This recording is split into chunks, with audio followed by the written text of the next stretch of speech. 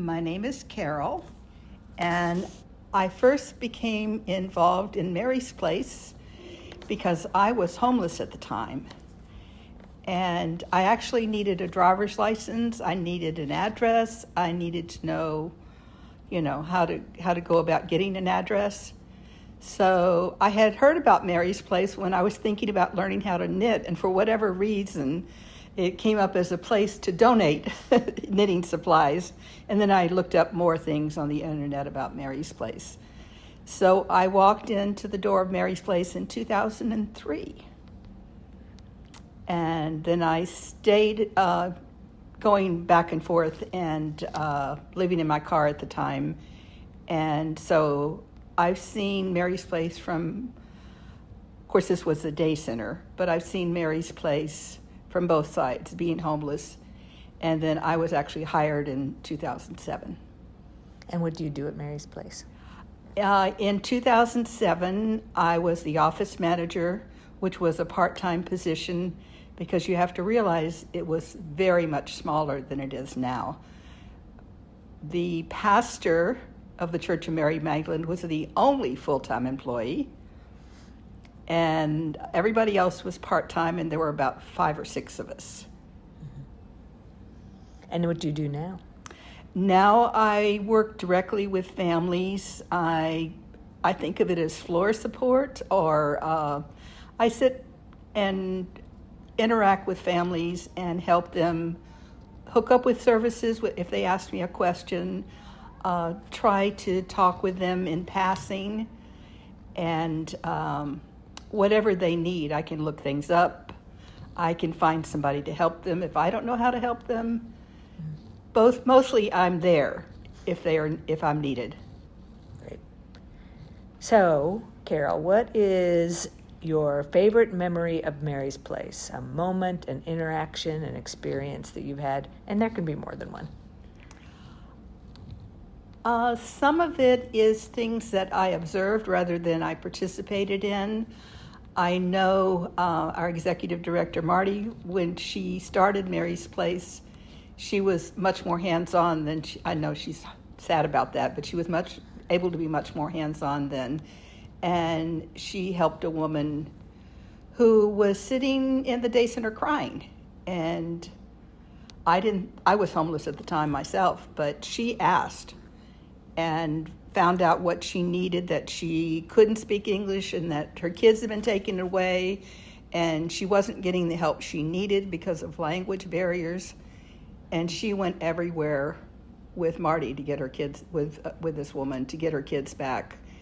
And finally, where they were reunited, and she helped get a place and helped get what she needed. And she's a wonderful woman who's been a supporter of Mary's Place in whatever way she can, giving back. What impact have you seen Mary's Place have in the community? Well, when it was just a day center, it was, and I can speak from personal experience, it was a place to be during the day because all the emergency shelters, which is where I was staying too at times, they were closed during the day. So the library, if you had money, a coffee shop,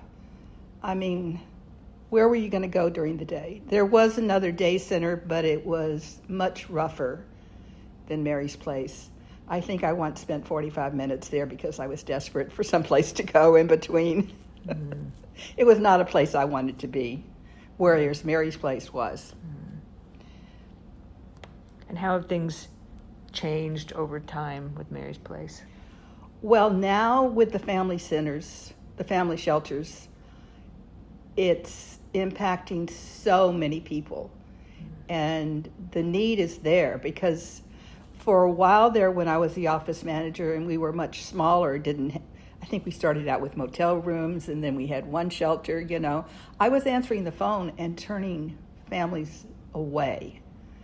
And that was the toughest job I ever had, was telling someone that, no, we didn't have space. And I didn't say it, but it was more than likely we wouldn't have space tomorrow or the next day either because we were full. And that's very tough. I mean, especially when they're crying on the phone, and I'm saying, I wish I could help you, but there's no other place to go. I've heard you can go to the police station and sit in their waiting rooms. I'd heard you can go to like Harborview or hospitals and sit in waiting rooms, or the bus station. I was trying to think of different places they could go to be, to have a place to be inside and be safer than they were, Yeah.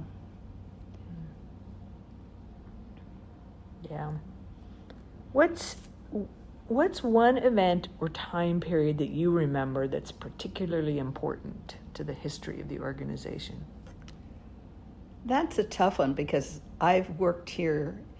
I've been here as a homeless woman and as, a staff member for so long that it's hard to even think of one. There's so many different things. I wasn't here, but when Mary's Place itself opened in 1999, that was important. When we started doing family shelters some years later, that was important.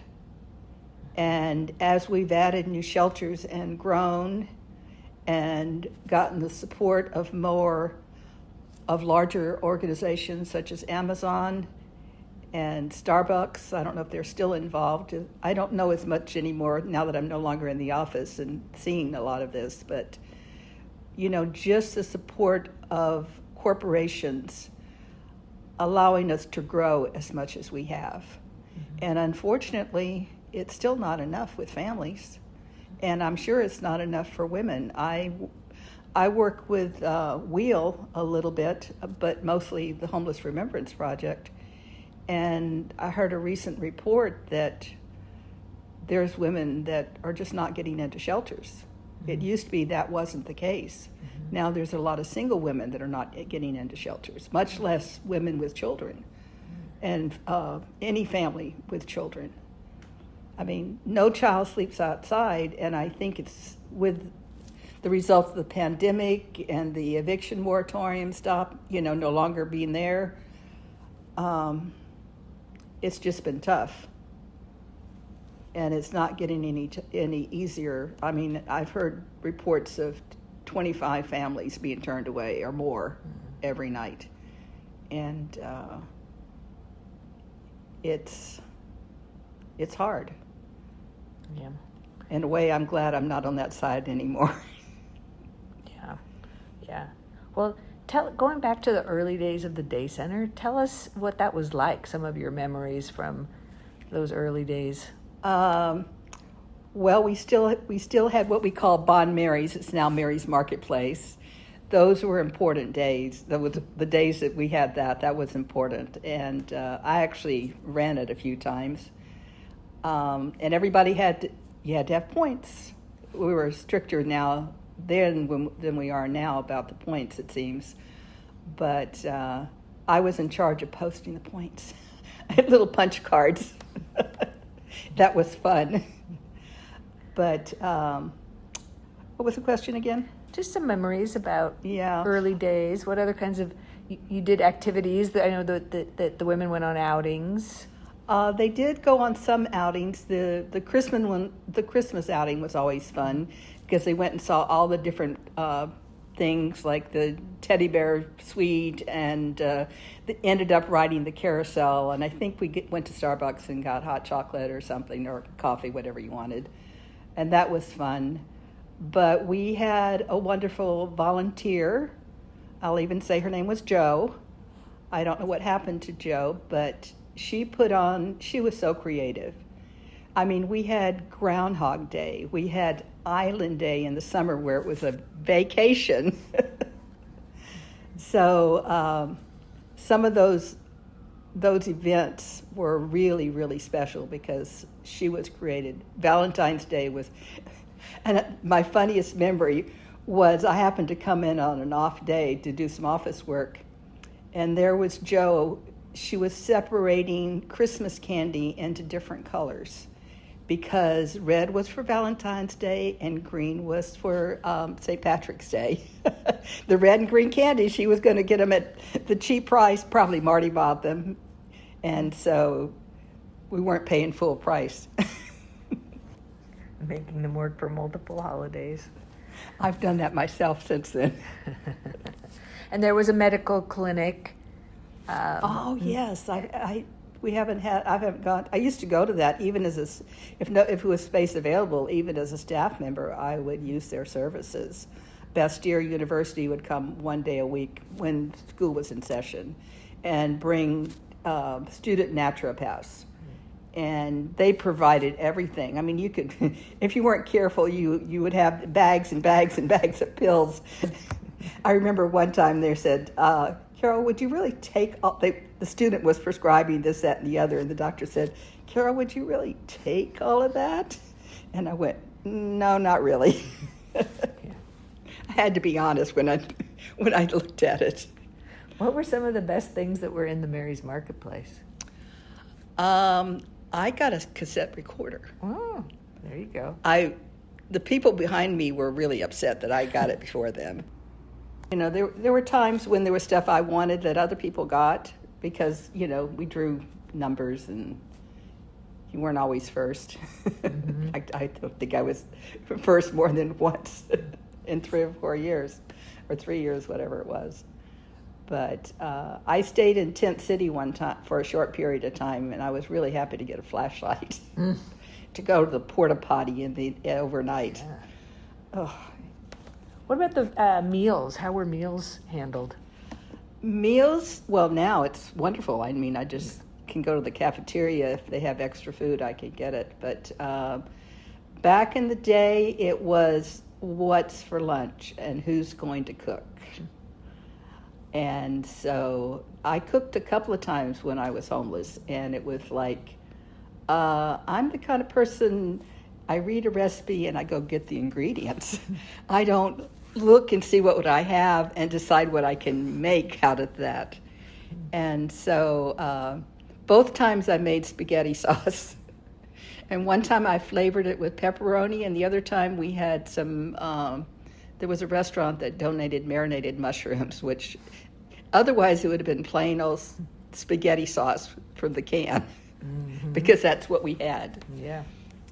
But there was a wonderful cook, and I remember she passed away. Her name, I'm trying to think of her name, but she was amazing. She was really amazing. And then we also had, I think her name was Laura or Lauren. Later on we had a cook come in that she had gone to culinary school but hadn't gotten a job, and she ended up cooking for us for, 6 months to, a year, I'm not sure, just as a volunteer. But then she said, well, I got to get a job, and they hired her, and she was our first cook, because the day center where we still are on 9th had a commercial kitchen. It turned out that the public health was not too happy with us. At some point, they put the kibosh on that, of us, having just anybody cook. You got to have all the permits and all the training and all that other stuff, and the commercial kitchen. I thought of the other thing was in the morning at the day center, they had to cut this out too, but women could actually cook their own eggs. And Mary's Place provided the eggs, and of course toast and butter and the pots and pans. And I remember being so excited the first time I did that, and I could cook an egg the way I wanted it rather than scrambled. And I do that too when I have to cook for a lot of people now. I mean, scrambled, you can just make a whole bunch in one pot. You try to fry a bunch of eggs, which is what I like. Yeah. So that was always fun. I know people still miss that, the old timers. Being able to make their own food. What about what were some of the fun things that volunteers did? I know there was knitting. Oh yeah, the knitting group. Bacon and Bling. That was our board member who JJ, who did that in honor of his mother, because she had a lot of costume jewelry, and she liked bacon, I guess. So I guess, are they still doing that? I don't know. I think so, yeah. Yeah, I haven't been to the day center for a while, not since COVID hit. Yeah. For a long time, I split between, I didn't want to give up the day center, but they seemed to need me in family. And I said, well, one day a week at the day center. And so I was splitting my time a little bit like that. Mm-hmm. But when COVID hit, I didn't want to, I still worked. I didn't stop working, even though I was in a high-risk group. But I didn't want to take the bus more often. Mm-hmm. You know, I cut back to 2 days instead of 3, and always at the family center where there wasn't as much coming and going as at the day center. Yeah. Well, anything else that you want to share as part of our history project? I know you have some notes. Well, I made a few notes. Well, I was working for Mary's Place for all of the, 3 moves that we did, because they tore down the original building that we were in. And it was kind of sad because 2008 hit right after they tore it down. And there was just this big hole in the ground for years and years and years. And I kept thinking we could have stayed there because it was a great location. And the location we went to was much smaller. And we had to split up the office from the day center. And the day center was way too small. And it was really crowded at times. I know that. When I remember in the past, well, I don't think we have any right now, but having twins being born, some of the newborns. Oh. And then before COVID, we did a little more holding of the babies. Mm-hmm. So I used to say, I'm getting paid to hold a baby. I like it. And then there was one year when it snowed a lot, and I managed to make it to work, and we had to Shanghai somebody else to be our Santa, because it was supposed to be the Christmas party, and Santa was supposed. I'm not sure it was a Christmas party. I think they were just there to take pictures with Santa.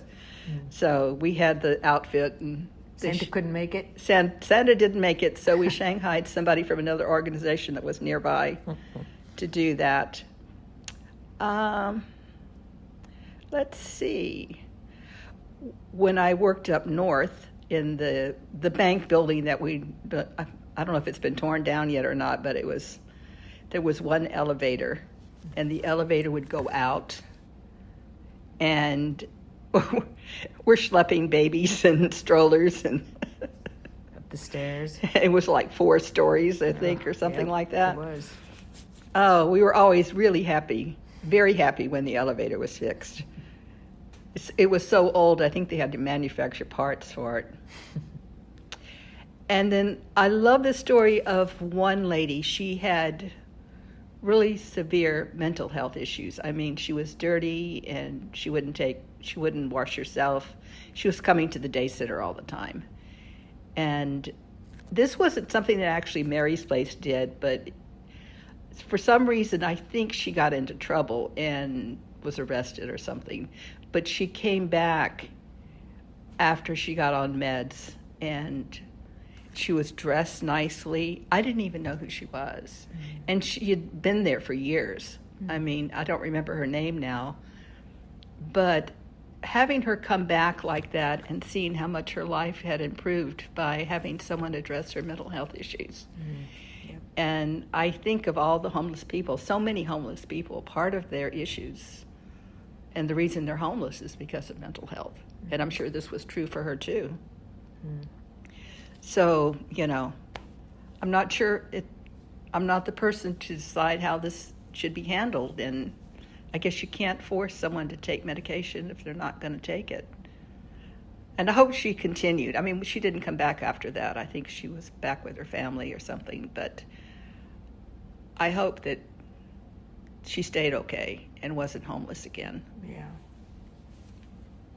Ooh, I know what I want to mention.